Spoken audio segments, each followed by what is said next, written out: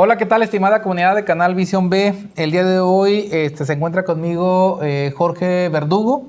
Vamos a abordar una temática de coyuntura que tiene que ver con el Fondo de Pensiones para el Bienestar de México, una temática que mejora la justicia social sobre las pensiones de millones de trabajadores y que, digamos, ha sido muy ampliamente discutida en las últimas semanas en nuestro país. Entonces, pues gracias, Jorge, por estar con nosotros en este canal y eres parte del equipo. También él nos ayuda con muchos otros videos de edición y publicación al respecto, ¿no? Entonces, me da mucho gusto que también salgas en los videos, no estés solamente detrás de cámara, ¿no? ¿Cuáles son los antecedentes que tiene este fondo de pensiones, Jorge? Bueno, pues precisamente el Día del Niño se publicaron pues todas las modificaciones a la ley del Seguro Social, pues las modificaciones que se hizo desde la Cámara y posteriormente, un día después, precisamente el día de ayer, el 1 de mayo, pues se dio el decreto ya, se publicó la creación del Fondo de Pensiones para el Bienestar. Ok, fíjate que está bien, tiene esa lógica ahí, pues primero se publican las modificaciones a las leyes que acordaron en los diputados, en la Cámara de Diputados, y ya el presidente, el día 1 de mayo, firma el decreto de creación del fondo, ¿no? ¿Este fondo en qué consiste? Mira, fíjate, yo estuve leyéndolo porque ya lo bajé, lo imprimí, lo leí. Aquí habla en los antecedentes, habla que las reformas de 1997 y de 2007 fueron las reformas, digámoslo así, regresivas. Esa palabra es mía, ya no es el decreto, que yo considero que fueron reformas regresivas. ¿Por qué regresivas? Porque si comparamos las reformas del 97 y las de 2007, la del 97 fue para todos los trabajadores que cotizan en el Seguro Social y la del 2007 para todos los trabajadores que cotizan en el ISSSTE. Bueno, esas dos reformas, digamos, entran en un esquema, ¿sí?, de las AFORES que llamamos, del Sistema de Ahorro para el Retiro, donde los trabajadores, en lugar de jubilarse con un fondo común, que es como se venía haciendo antes del 97, a partir del 1 de julio del 97, todos los nuevos trabajadores que empezaran a cotizar tenían que hacerlo a través del sistema de AFORES, de tal manera que cuando llegue tu edad de jubilación tienes que retirarte con lo que tengas acumulado en la cuenta individual que está tu nombre en una de las AFORES.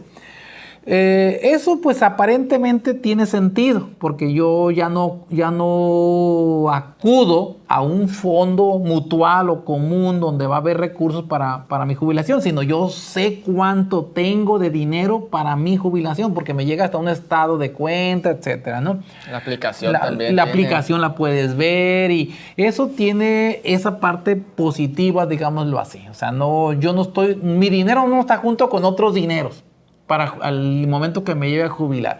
Pero tiene la desventaja que si ese dinero es insuficiente, pues me voy a quedar con ese dinero, me voy a jubilar solamente. Y que lo es, ¿no? Y que lo es. Porque, de hecho, precisamente estaba viendo y parte de los argumentos para darle luz verde a esta reforma es precisamente que el dinero de las AFORES en México se supone que debe presentar rendimientos suficientes pues, para que la gente viva en su vejez. Era la bolsa de Afore que menos rendimientos en el mundo. De hecho, estaban, pues, igual casi que cuando se entrega el dinero. Entonces, pues, es dinero completamente ineficiente, no alcanza y pues... Entonces, al no alcanzar, las personas que empezaron a cotizar con la ley de las Afores del 97... y las primeras personas que empezaron ahí ya a cotizar con esa, ya se empezaron a jubilar ahora para el 2023-2024. Esas personas se empezaron a jubilar con aproximadamente el 30% de su último salario.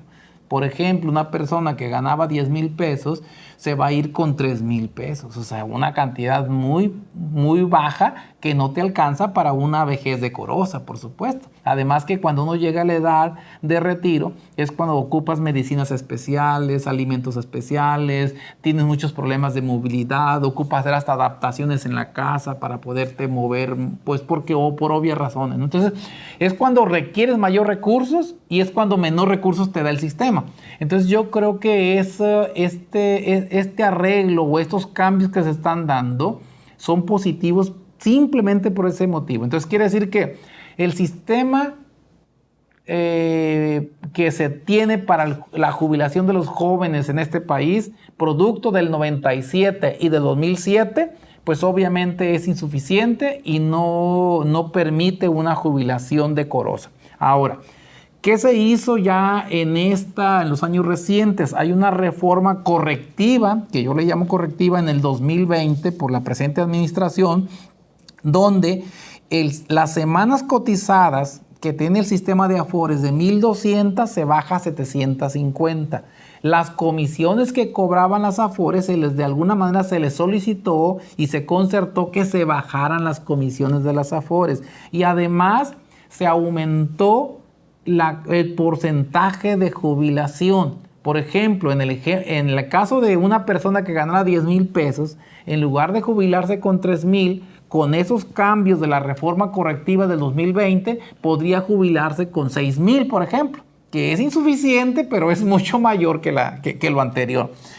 Pero, pues obviamente es una reforma correctiva insuficiente. ¿Qué se hizo ahora ya en esto que estamos discutiendo? Pues se reformaron otra vez las leyes, hubo una amplia discusión a nivel nacional y se acordó una reforma correctiva versión 2.0, que le llamo yo, donde pues se modifican las leyes que bien señalabas, Jorge, del IMSS, del ISSSTE, Seguro Social, las de presupuesto, etcétera. ¿Y qué es lo que se busca? Se busca que las personas que con la última reforma de 2020 podían irse, en el ejemplo de 10,000 pesos, podían irse con 6,000 pesos, que es como el 60%, pues que se creara un fondo especial que complementara a esa persona para que se fuera con los 10,000 pesos, que es su último salario. Estamos poniendo como ejemplo una persona de 10,000 pesos, no es que ganen 10,000 pesos, ¿no? Pero es un ejemplo. Entonces, para que se entienda fácil.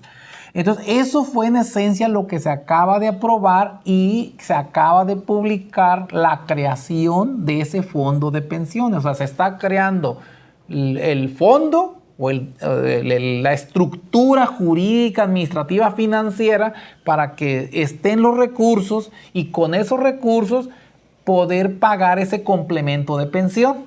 Entonces, ahora lo interesante de esto es que con estas reformas, todas las personas que estén en edad de jubilación, ¿sí? Digamos, y que hayan empezado a cotizar del 1 de julio del 97 a la fecha y que estén en edad de jubilación, que tengan 65 años de edad al menos, puedan jubilarse con un ingreso promedio mensual del Seguro Social actualmente. ¿Y cuál es ese ingreso? El ingreso ahorita promedio mensual es de 16,777 pesos con 68 centavos. Ese es el ingreso promedio de una persona, que las personas que cotizaron en el 2023 ya actualizada a la inflación esperada de 2024. Entonces quiere decir que ese es el salario como base. Y toda persona que se quiera jubilar a partir ahora de la fecha específica es del 1 de julio de este año, o sea, las personas que están ahorita en edad de jubilación, pues, que ganen hasta ese menor o igual a 16,777 pesos, podrán irse con el total ese. Eso ya es una ventaja enorme. En lugar de irme con 8,000 pesos o 7,000, me voy a ir con los 16,000, pues obviamente es una ventaja enorme. Entonces, en esencia, eso es lo que permite el fondo. Hay muchos detalles técnicos, por supuesto, sí, pero repito, en esencia es eso. Y repito, los requisitos son haber iniciado a cotizar a partir del 1 de julio del 97, tener al menos 65 años de edad, tener un cálculo de pensión menor o igual a 16,777 pesos y obviamente pues estar cotizando en el ISSSTE o en el Seguro Social. La cifra se va a actualizar el 1 de enero de cada año. El decreto contempla que el IMSS y el ISSSTE son los únicos responsables de calcular los montos de pensión y de pedir los requisitos. O sea, no es el gobierno, no es Hacienda, no es Banco de México. O sea, quien va a seguir estimando, calculando el monto de pensión de las personas es pues el IMSS y el ISSSTE, ¿no? Entonces, ahora, ¿qué es lo que va a suceder? Creado el fondo, por ejemplo, pongamos el caso, Juan, por poner un ejemplo. Juan se quiere jubilar ahorita, no sé, en julio del 2024. Se acerca, se va, pues supongamos que cotiza en el Seguro Social. Va al Seguro Social, le hacen su estimación de jubilación y le sale, mira, con tu sistema de Afores alcanzas 10,000 pesos mensuales. Pero como está este decreto, está creado este fondo, los 6,777 pesos que te faltan te los va a dar ese fondo. Y el mismo Seguro Social hace el trámite y te junta ese dinero, el fondo se lo tiene que dar al seguro y el seguro te lo da a ti, a ese señor Juan. Quiere decir que finalmente al señor Juan le van a llegar los 16,777 pesos. 10,000 que le tocan por derecho mutuo, por las Afores o por lo que ya tenía, más el complemento del fondo. Y así va a funcionar. Ahora, hay muchos otros detalles técnicos en este fideicomiso, porque este fondo es un fideicomiso. El fideicomitente es la Secretaría de Hacienda, el fiduciario es el Banco de México y los fideicomisarios son los miles de trabajadores que van a recibir esa compensación o ese complemento de jubilación. ¿Quiénes son los que van a integrar el comité técnico de ese fondo? Pues son 11 personas, entre ellas Secretaría de Hacienda, Banco de México, una serie de personas, instituciones. Pero repito, el gobierno no va a determinar las pensiones ni cuánto te va a dar. Lo va a hacer el Seguro Social y el ISSSTE, y ya que se terminen los montos, estas dos instituciones van a solicitarle al fondo que les dé el dinero para dártelo. Esa es la forma que se va a plantear. Debe estar actualizándose, ¿no? Con respecto a inflación. Y se va a estar actualizando el 1 de enero de cada año, se va a actualizar. O sea, porque si no, imagínate, en 20 años adelante, eso dice. 16 no es nada, no puedes vivir. Entonces, eso es lo que va a suceder. Ahora, el fondo ese, ¿de dónde va a agarrar el dinero? Pues ya se ha dicho mucho en los medios. ¿De dónde va a salir? Pues va a salir de diferentes fuentes para poder que ese fondo tenga recursos. Por ejemplo, va a ser el 75% de los remanentes del instituto para devolverle al pueblo lo robado. O sea, todo lo que ese instituto capta y vende, por ejemplo, todo lo que, por ejemplo, si incautan carros, casas, bienes, por cualquier problema, todos esos bienes ya que se incautan por parte por ejemplo, de la fiscalía, de todos los medios, hasta que llega un proceso que caen en este instituto y ese instituto las vende y ese dinero tendría que ir a este fondo, el 75% de esos remanentes. Otra fuente va a ser la liquidación de la financiera rural. Todos los remanentes que queden de la liquidación de la financiera rural van a ir a caer al fondo. También todas las deudas que tengan organismos públicos descentralizados con el SAT. Por ejemplo, si Pemex le debe dinero, ¿sí?, al SAT por ejercicios pasados, ese dinero cuando se lo pague van a ir al fondo. O si, por ejemplo, ¿qué te diré? Un instituto, digamos, cualquier instituto público, ya sea federal, estatal o municipal, por ejemplo, si la JAPAC le debiera dinero al SAT de ejercicios anteriores y llega el momento que se los paga, ese pago ese dinero, una vez que caiga al SAT, el SAT se lo tiene que entregar al fondo. Pero son por deudas no vigentes, pues deudas atrasadas.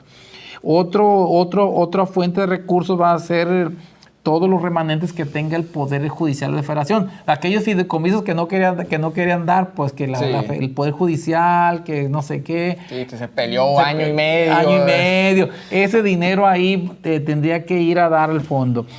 También otro de las fuentes va a ser el 25% de los remanentes de utilidades de entidades públicas sectorizadas a la Sedena y a la Marina. Por ejemplo, si el AIFA tiene algún día utilidades, el 25% del AIFA, que lo administra la Sedena, va a ir a dar al fondo.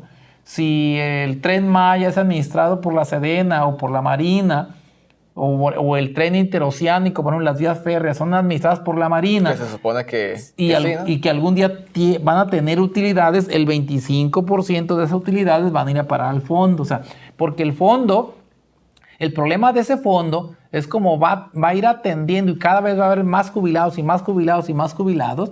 El problema es que es una carga muy grande. Una carga grande. Ese fondo tiene que estar alimentándose, si no, no va a alcanzar. Que era el principal argumento en contra, ¿no? Que si no se puede financiar un fondo así y se empezó a hablar de que ibas a quebrar al Estado, ¿no? Que no iba a haber dinero. Pero pues al final de cuentas tenemos que ver de dónde se debe sacar ese dinero porque es prioridad del Estado, pues en tener esta justicia social, esta seguridad social, o sea... el trabajador mexicano es de los que más trabaja en el mundo, de los que más se esfuerza, de los que pues más merece, ¿no? Sí. Tener un tipo de jubilación de este tipo, y es algo de lo que históricamente ha padecido fuerte toda Latinoamérica, ¿no? Vemos el caso de, por ejemplo, en Chile, que a ellos se les arrebató su seguridad social, entonces tienes una alta incidencia delictiva precisamente adultos mayores, ¿no? De hecho, las Afores las copiamos del sistema de Chile. Correcto. Yo recuerdo, en el 97, yo ya era adulto, ya había estudiado economía. En el 97, cuando se justificó el cambio del sistema del Fondo Común a las Afores, se puso como ejemplo Chile. Y mira es un argumento completamente... O sea, porque el argumento es que miren cómo lo hace Chile. ¿Y qué resultados le ha dado Chile si todavía no se han empezado a jubilar ellos? ¿Y qué resultados tienen si precisamente Chile a partir de eso empezó a tener más desigualdad social? ¿Y qué resultados se da si a partir de que empezaron a ser los primeros jubilados de ese sistema, pues tienes mucha precariedad en los adultos mayores y aparte por lo que te digo de la incidencia delictiva? Yo me acuerdo que cuando mi mamá fue para allá, para Chile... Ajá. Pues primero que nada hay mucho resentimiento por eso que pasó con las reformas. Precisamente hay un odio colectivo a los responsables de quitarle su sistema de pensiones. Pero además era cuidarte de los viejillos en cualquier lado porque sí eran muy común que robaran. Pues, y no por mala onda. Pues no, es que los viejos malos, pero es que no tienen para comer. Pues es un problema social que se tiene una bola de nieve y es una falta de respeto para la clase trabajadora en México. Es un delito, podríamos decirlo, a la clase trabajadora, pues. Yo pienso que esta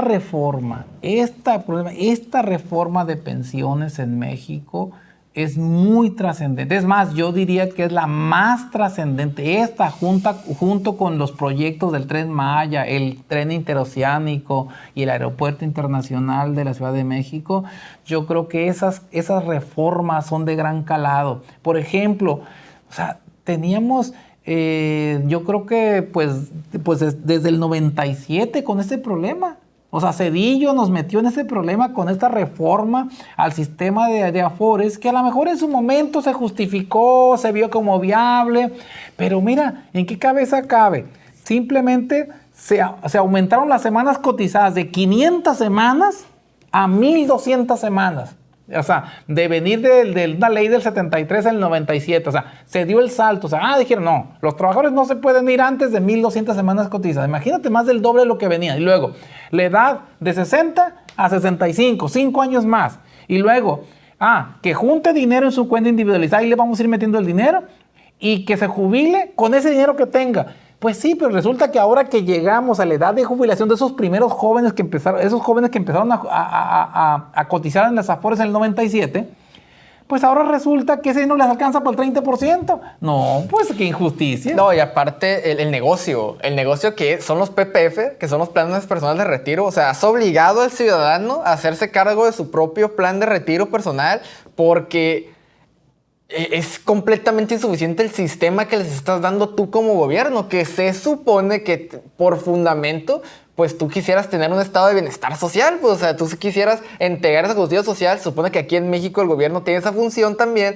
y pues directamente la desapareciste, ¿no? Fíjate que esa visión, pues, o sea, lo que pasa que en el modelo neoliberal, hay que entenderlo como tal, lo que hizo fue se privatizaron las jubilaciones y se hizo responsable a cada persona de su propia jubilación, y donde el Estado se lavó las manos y dijo, ay, ustedes trabajen, que el patrón aporte algo, que el trabajador aporte algo y el gobierno lo menos posible, pero que eso que esté ahí es para que te jubiles. Yo me desentiendo. No. Es un completo crimen para la realidad trabajadora eso, o sea, y luego... En un sistema en un estado de bienestar o un estado más social, eso no es correcto, pues. No, y luego las justificaciones que dan es como para que te dé más resentimiento, más coraje, pues, porque luego los ves hablar en Cámara de Diputados y ponen sus pancartas, intentan desviar el tema, precisamente en época electoral. Dicen, no, es que se van a robar el fondo, por eso no se puede realizar el fondo. A ver, si leer el futuro es un poder, pues lo hubieras leído antes para darte cuenta que este sistema de Afores es una completa desgracia, ¿no? Pues sí, basta. ¿Cómo decir que se van a robar el dinero si es un fideicomiso que ni siquiera va a administrar el presidente ni Secretaría de Hacienda, lo va a administrar el Banco de México? Y el Banco de México es una entidad independiente. O sea, no depende el Banco de México del presidente, pues. Entonces, ¿cómo te lo va a...? Además, es un esquema tan público y tan amarrado, ¿sí? No pueden, digamos, desaparecer. Además, otra cosa que decía, no, es que van a quitar el dinero de los de 70 años que no han reclamado su dinero y ya no se lo van a dar. ¡No! Se amarró en la modificación de la ley que ese derecho no prescriba, o sea, que sea imprescriptible. O sea, quiere decir que una persona que por alguna razón no reclamó su pensión y tiene 70 años, aunque su dinero ahorita se vaya al fondo, él en un año, en 2 años, en 5, cuando él quiera, se presenta, reclama su dinero y se lo tienen que dar con intereses. Bueno, entonces, ¿cómo se lo van a robar? Pues entonces es lo que no se entendía o no querían entender, mejor dicho. Es completamente intentar, primero que nada, evitar que esto pase porque no les conviene, porque son gente que en su mayoría, y no es por apuntar nombres en específico, pues ganan precisamente de esto, de empresas que se dedican a hacer estos planes personales de retiro, y aparte ideológicamente no están muy de acuerdo con estas ideas de estado de bienestar.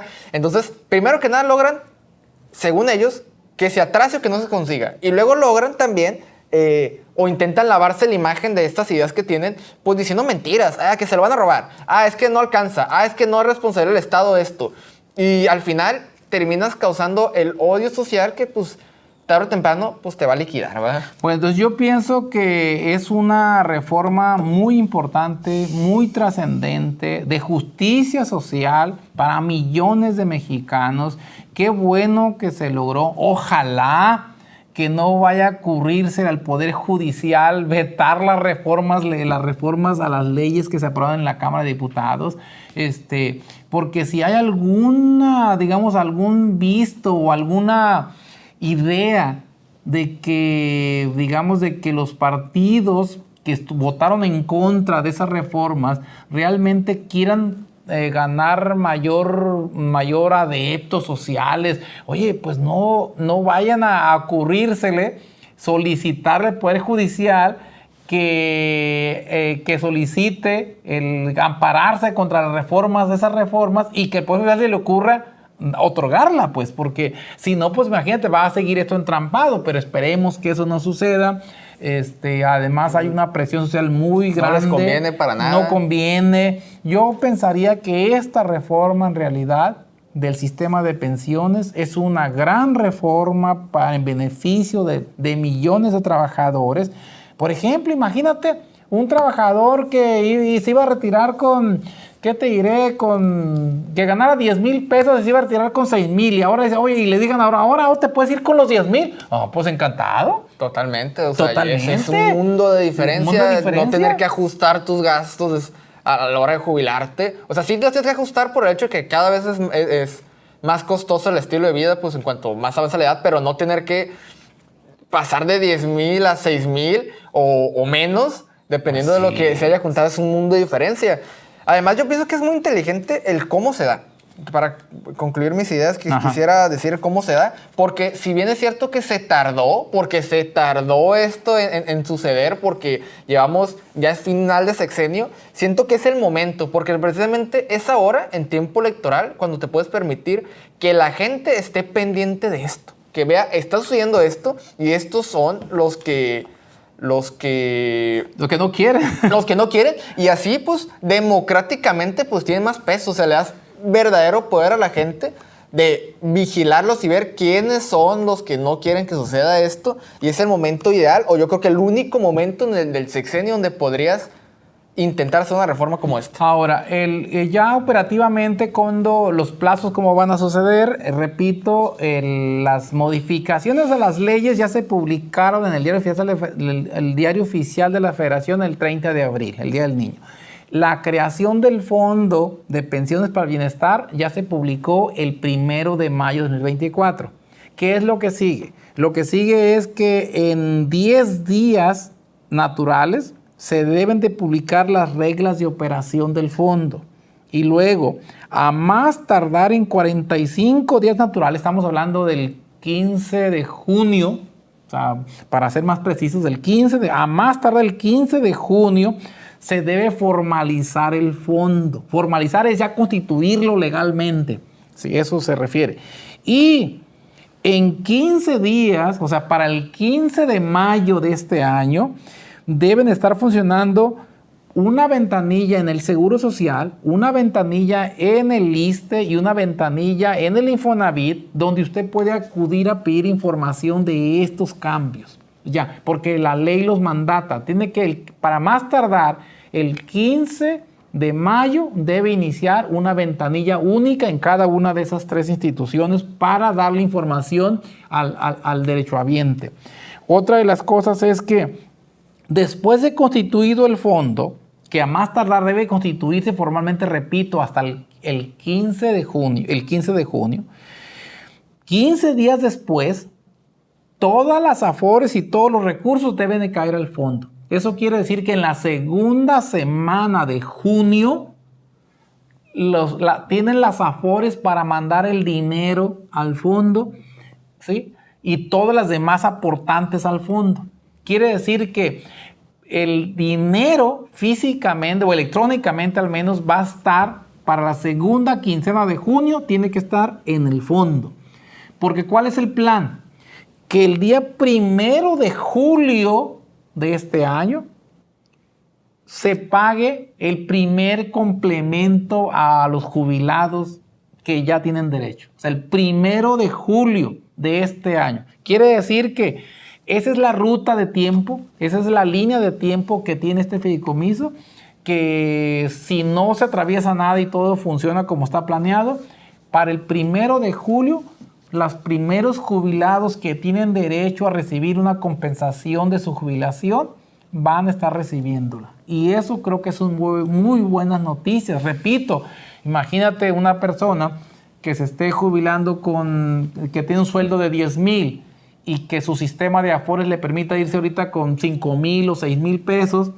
Oye, pues imagínate, ya tienes garantizados esos 5 o 6, pero que además del fondo te caigan otros 5 para completar tus 10. No, pues qué bueno, ¿no? Es una gran diferencia. Es una gran diferencia. Por eso creo que es una gran reforma en beneficio de millones de trabajadores y obviamente pues los beneficios van a ir incrementándose poco a poco a medida que vaya más y más y más trabajadores. Y el reto obviamente para todos es que ese fondo también, pues así como se le va a estar sacando, también se le está echando, por supuesto, para que pues no perezca en el tiempo, si no, pues ahí vamos a tener el problema. Pero esperemos que eso no suceda, están planteadas las cosas para que no sea así, se supone que las empresas van a tener utilidades, se supone que hay muchos remanentes, se supone que inclusive el decreto contempla que puede haber aportaciones adicionales futuras del gobierno hacia ese fondo también va a poder recibir donaciones, va a poder recibir los mismos intereses de lo que está invirtiendo, o sea, está proyectado para que funcione. pues esperemos que así sea, por el beneficio de todos los miles o millones de trabajadores que se van a beneficiar con el fondo, y pues nuestros plácemes porque esto así sea, Jorge. Pues gracias, Jorge, por estar conmigo y en este canal. Te agradecemos el apoyo, y pues a usted, gentil auditorio, que nos sintoniza, que nos prefiere. Le agradecemos ahí que se suscriba al canal si no lo está, que active su campanita. Si quiere comentarnos algo ahí en la caja de comentarios, por favor, con todo gusto. Y pues bien, qué bueno por eso, y seguiremos trabajando. Con eso nos ayuda mucho con suscribirse al canal. Correcto. Pues, gracias, Jorge. Adiós, producción.